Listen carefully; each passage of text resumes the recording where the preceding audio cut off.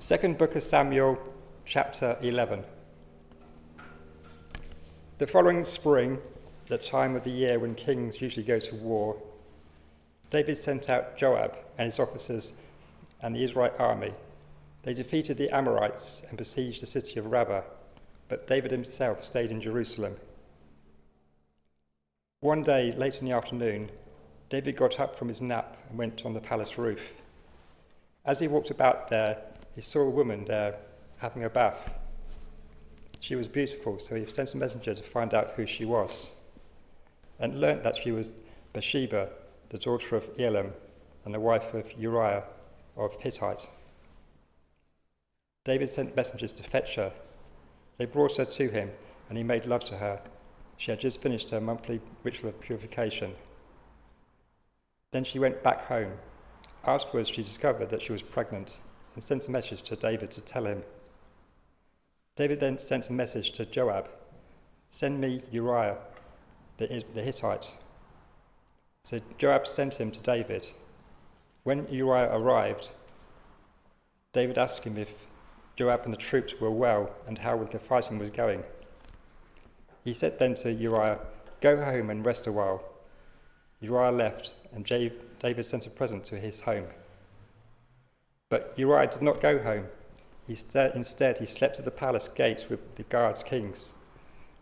When David heard that Uriah had not gone home, he asked him, "You have just returned after a long absence. Why don't you go home?" Uriah answered, "The men of Israel and Judah are away at war, and the covenant box is with them. My commander Joab and his officers are camping out in the open. How could I go home, eat and drink, and sleep with my wife? By all that's sacred, I swear that I could never do such a thing." So David said, "Then stay here and rest with me, and tomorrow I'll send you back." So Uriah stayed in Jerusalem that day and the next. David invited him for supper and made him drunk.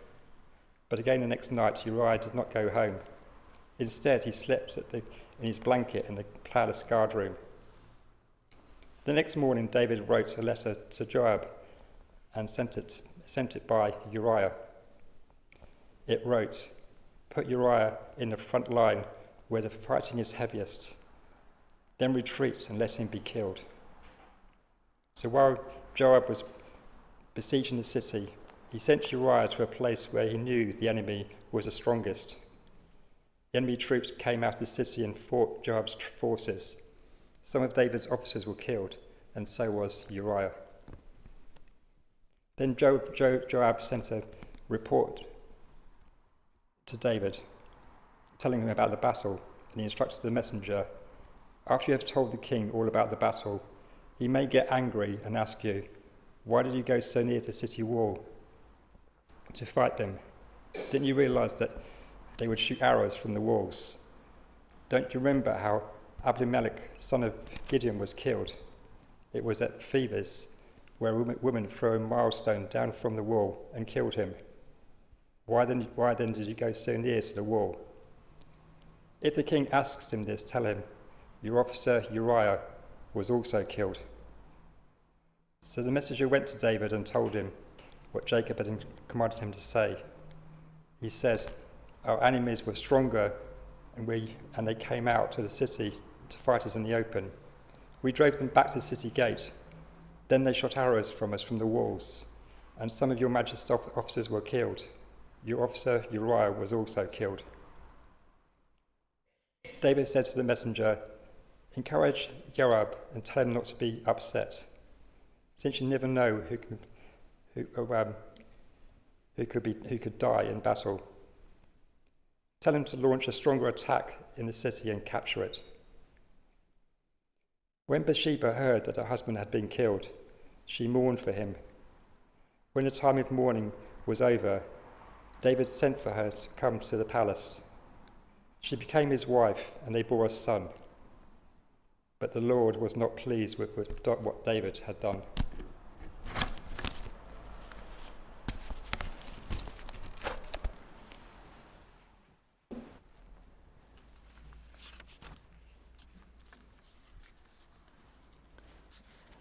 So this is a sermon that's split up into parts. So there'll be a bit of sermon now and then some more readings and so on.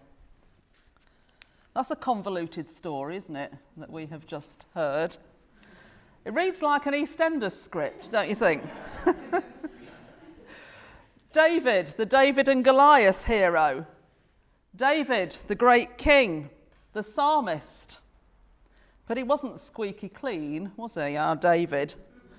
What have we got there? Adultery, abuse of women, conspiracy to murder, lies and deception, general underhand behaviour. David was powerful and he could do whatever he liked. Now, there are several ways of reading the story. A traditional sermon might say to you, oh, look how awful David was, and yet God redeemed him and he became a great person. And you get the same kind of thing with Jacob, who was a liar, a cheat, and all the rest of it. There are several of those, aren't there? Well, not only in the Bible, everywhere. They're just representative of people.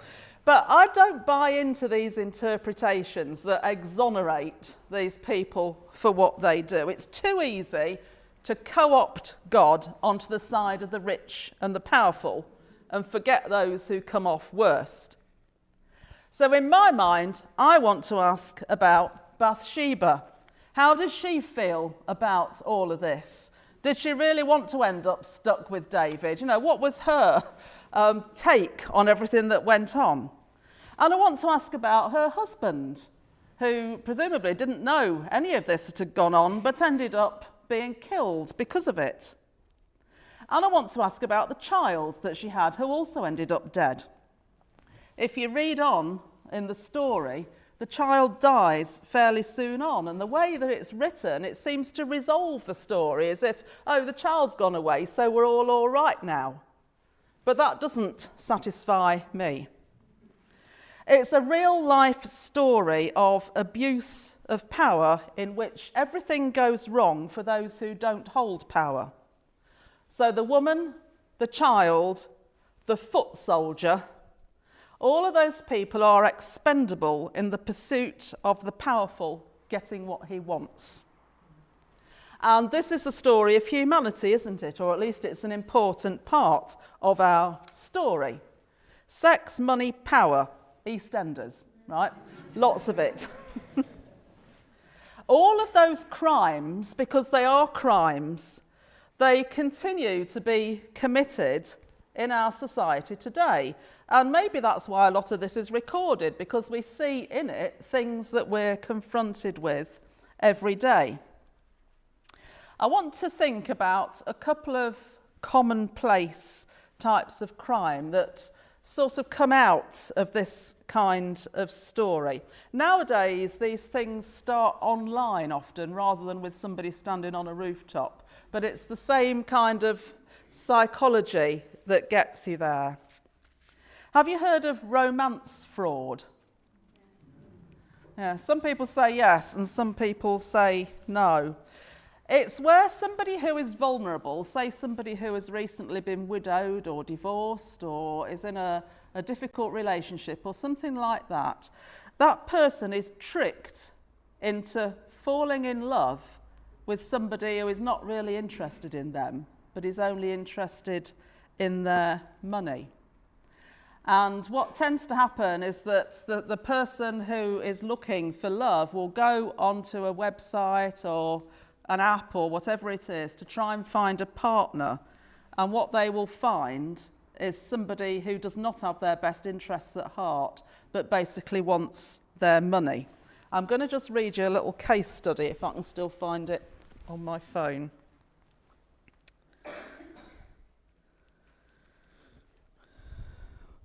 So it's on here. A 66-year-old man, divorced and living alone, signed up to various online dating sites and met various women online. He kept contact with these women via email, telephone and text, but never saw them in person. The man's daughter raised her concerns to the police, explaining that her father had sent over £100,000 to various women he believed he was dating online. He believed this money was needed for rent and bills and to pay for the flights for them to come and see him. This scam took place over a 5-year period. The victim is now in the close care of his daughter and receiving support from police and victim services. There are loads and loads of those kinds of things where people are just not honest. They're out for themselves and they're not out for that particular person. And if you want to look that up, it goes on to tell you how to spot the signs, because there will be people in Tilehurst who've fallen victim to that kind of thing.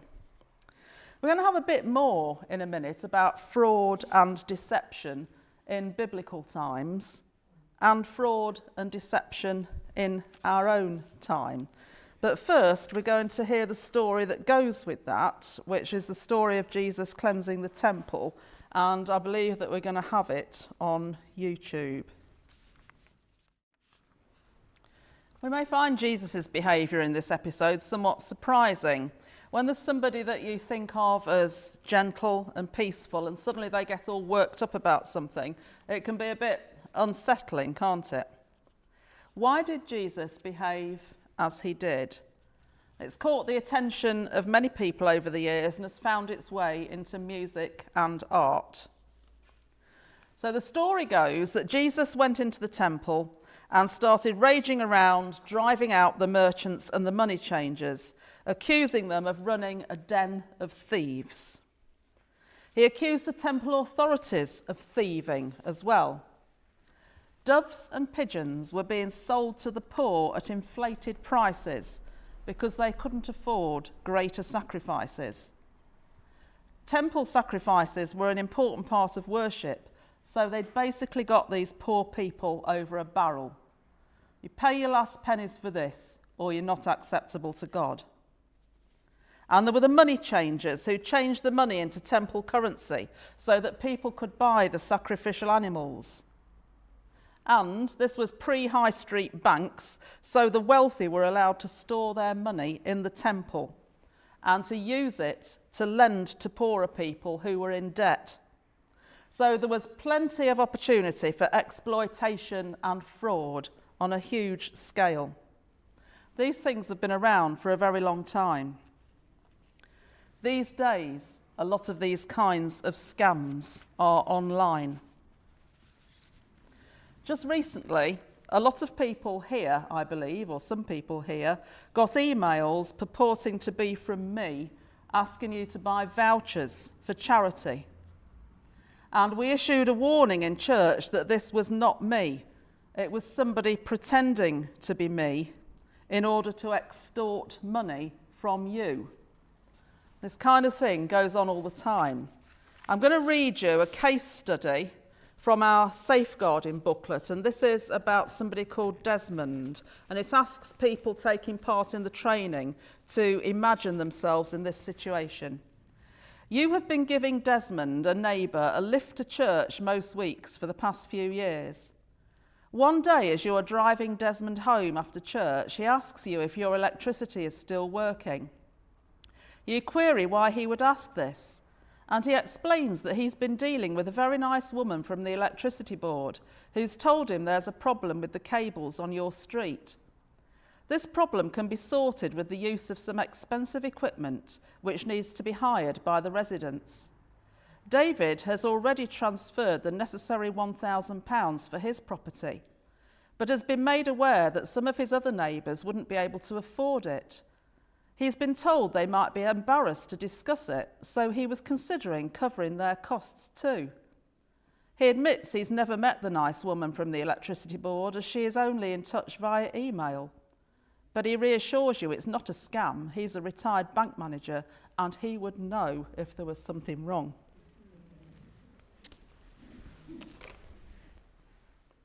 That's a very real life scenario, isn't it? And there are lots of others. I don't know whether you've seen Scam Interceptors on BBC One. It's quite worrying, isn't it? It's got all these things on it. It's got romance fraud, it's got people being extorted for money, all kinds of things. It's worth being extra cautious. Twice recently, I've had a text which begins, "Hey Mum, I've lost my phone." Yeah. We've all had that.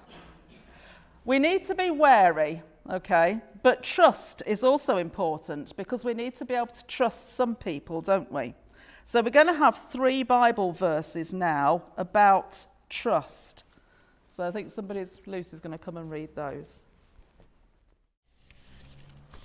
The first reading is from Proverbs chapter 3. Trust in the Lord with all your heart. Never rely on what you know.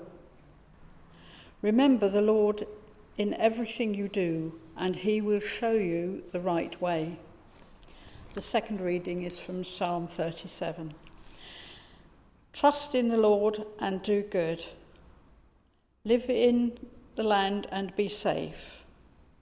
Seek your happiness in the Lord, and he will make you righteousness shine like the noonday sun. Give yourself to the Lord, trust in him, and he will help you. And the third reading is from Jeremiah chapter 17. But I will bless the person who puts his trust in me. He is like a tree growing near a stream and sending out roots to the water.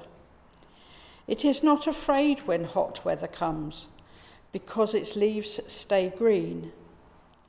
It has no worries when there is no rain. It keeps on bearing fruit. Thanks be to God. Getting the balance between trust and suspicion can be really difficult.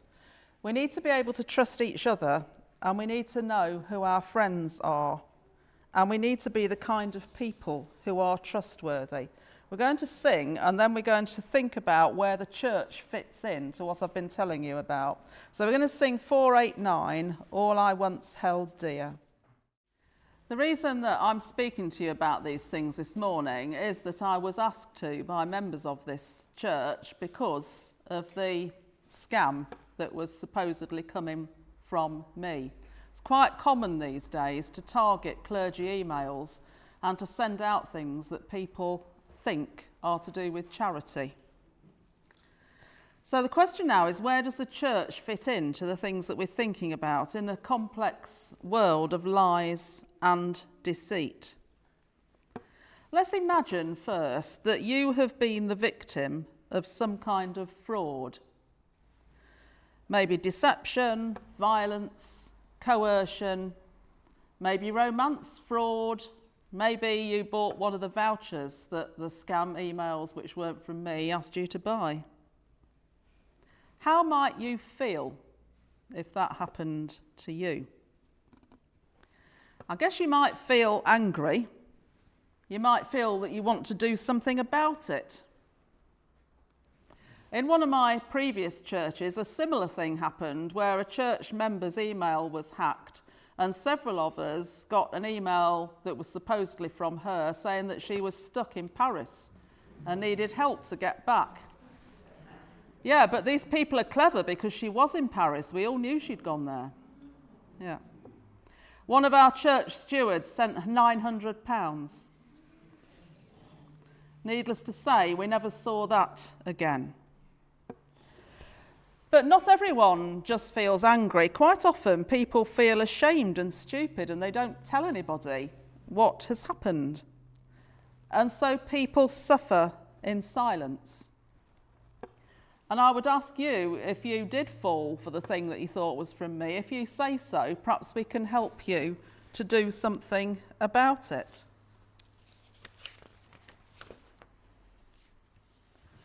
Would you feel that you can do that? Are there people here that you could talk to? Could you talk to me? Would you admit what had happened? The area of our work in the church relating to safeguarding is known as creating safer space. A lot of you have been on the safeguarding courses and you'll have a booklet that's entitled Creating Safer Space. And the idea of that is that we minimise risk in our church community and also create a space where we can all feel safe, where we can trust one another, and where we can feel safe to be honest about what is going on in our lives and seek support. Just one more little Bible verse now, which I'm going to read to you. This comes from John's Gospel. A new commandment I give to you, that you love one another, As I have loved you, so also you should love one another. It's not a new commandment, though, is it? David had had that commandment, and so had everybody else for years and years and years. But Jesus is repeating it again, that in a community, in a religious community, we need to love one another and create a safe space where we can offer one another that help that might be needed. And so that model that Jesus sets out is our model, a place where we can be open and help one another.